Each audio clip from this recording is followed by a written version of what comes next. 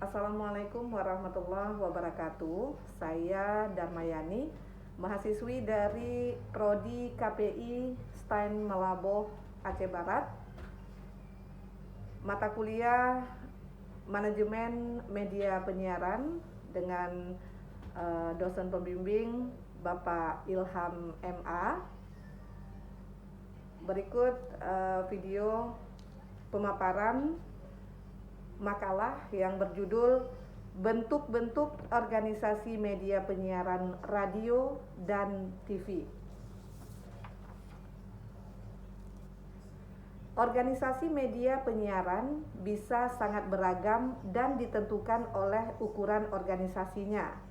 Cara sumber daya manusia diorganisasikan ini bisa berdasarkan format organisasinya, komersial atau non-komersial.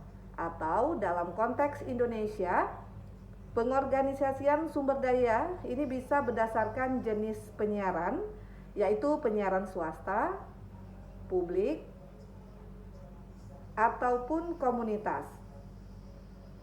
Organisasi RRI misalnya akan berbeda dengan media penyiaran swasta dimanapun di Indonesia. Begitu juga organisasi penyiaran komunitas yang kecil dan bervisi sosiokultural tidak bisa dikomparasikan dengan bentuk penyiaran swasta sekecil apapun. Sedangkan organisasi radio ini juga berbeda dengan televisi, yang mana perbedaan ini terutama pada proses produksinya, di mana televisi menjalankan proses yang lebih kompleks dan panjang ini dibandingkan dengan radio. Di dalam sebuah stasiun radio paling tidak terdapat 4 bagian, yaitu Departemen Operasional, Operation, Programming Pemasaran atau Sales, dan Teknik, Engineering. Sementara pengorganisasian stasiun televisi ini biasanya dikelompokkan ke dalam 5 bagian, yaitu Departemen Pemasaran, Teknik, Bisnis, Programming, dan Berita.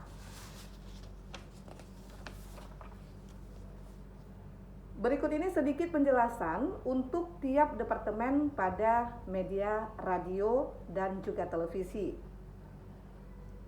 Pertama, Departemen Operasional di dalam radio seringkali disebut juga Traffic Department, yaitu departemen yang bertanggung jawab atas penempatan iklan yang telah disepakati ke dalam jadwal program.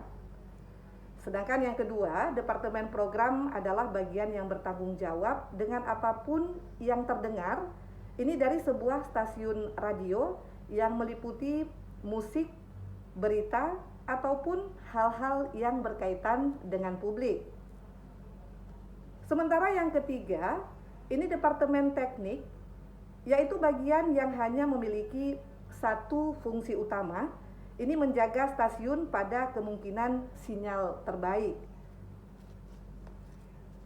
Sementara penjelasan untuk organisasi televisi ini mirip dengan radio, yang mana perbedaannya terutama pada proses yang lebih panjang dan dimensi organisasi yang lebih besar. Ini terutama stasiun televisi yang beroperasi dalam level nasional seperti yang ada di Indonesia.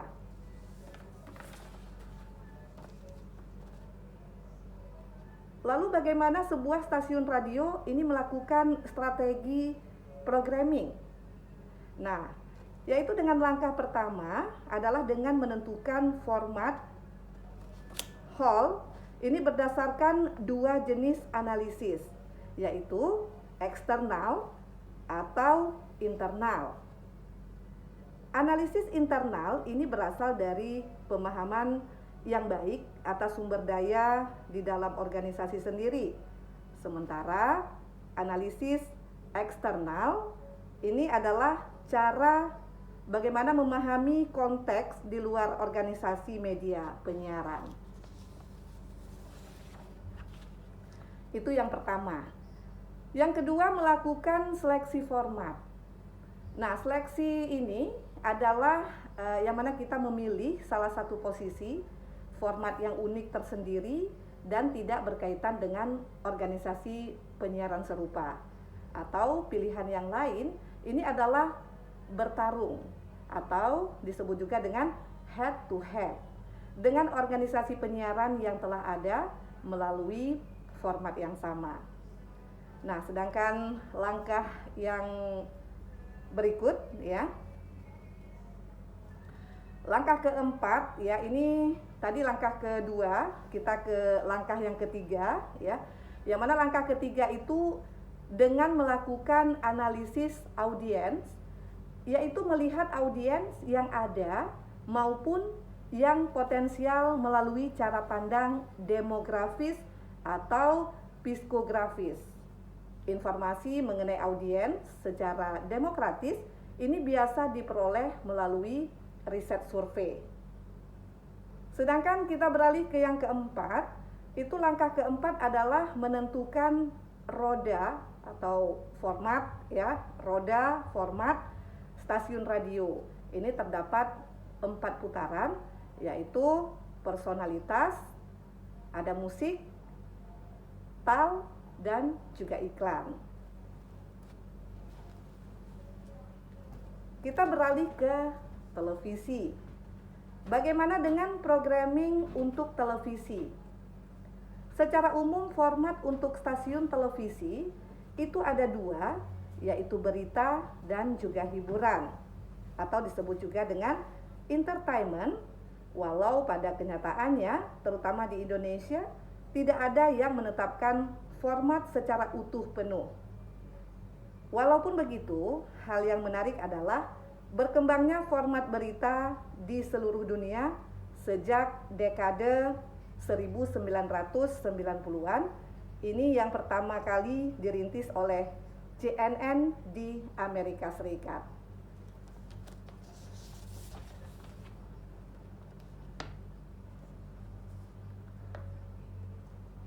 Yang pertama untuk program berita sendiri, ini di dalam produksinya terbagi menjadi 2, yaitu saat perencanaan dan ketika diproduksi, terutama saat di studio. Dalam perencanaan produksi program berita, pekerja media yang terlibat adalah news director, news producer, assignment editor, film producer, reporter, writer, dan juga editor. Sedangkan yang kedua untuk stasiun televisi yang berformat hiburan, ini mereka melakukan pembelian program dan juga memproduksinya sendiri. Yang mana program hiburan televisi yang paling mahal adalah film yang khusus dibuat untuk televisi. Langkah ketiga, bagaimana stasiun televisi melakukan strategi program. Nah, strategi program ya, strategi programming televisi ini ada 3, yaitu audience flow, counter programming, challenge programming, strategi aliran audiens. Ini adalah mengikuti pola menonton audiens untuk televisi. Misalnya, waktu yang tayang utama atau prime time akan ditonton oleh seluruh anggota keluarga kecuali para orang tua yang menentukan waktu belajar anaknya dengan cukup ketat. Nah, sedangkan strategi counter programming ini adalah dengan menayangkan program yang sama sekali berbeda dengan program yang biasanya ditayangkan oleh kebanyakan stasiun televisi lainnya. Misalnya, dikala banyak stasiun televisi menayangkan sinetron, ini sebuah stasiun televisi menyiarkan acara debat untuk memberikan pilihan kepada audiens yang sama sekali berbeda. Sementara itu, strategi challenge programming ini adalah upaya yang dilakukan sebuah stasiun televisi dengan menayangkan program acara yang sejenis dengan yang kebanyakan disiarkan oleh stasiun televisi yang lain, dengan tujuan untuk berkompetisi dan membiarkan audiens memilih program yang menurut mereka paling baik.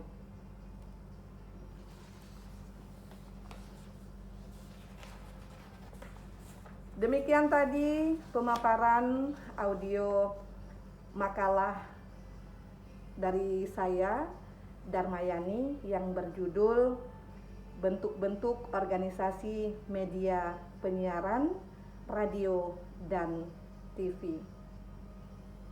Atas kekurangannya saya mohon maaf. Wabillahi taufiq wal hidayah. Wassalamualaikum warahmatullahi wabarakatuh.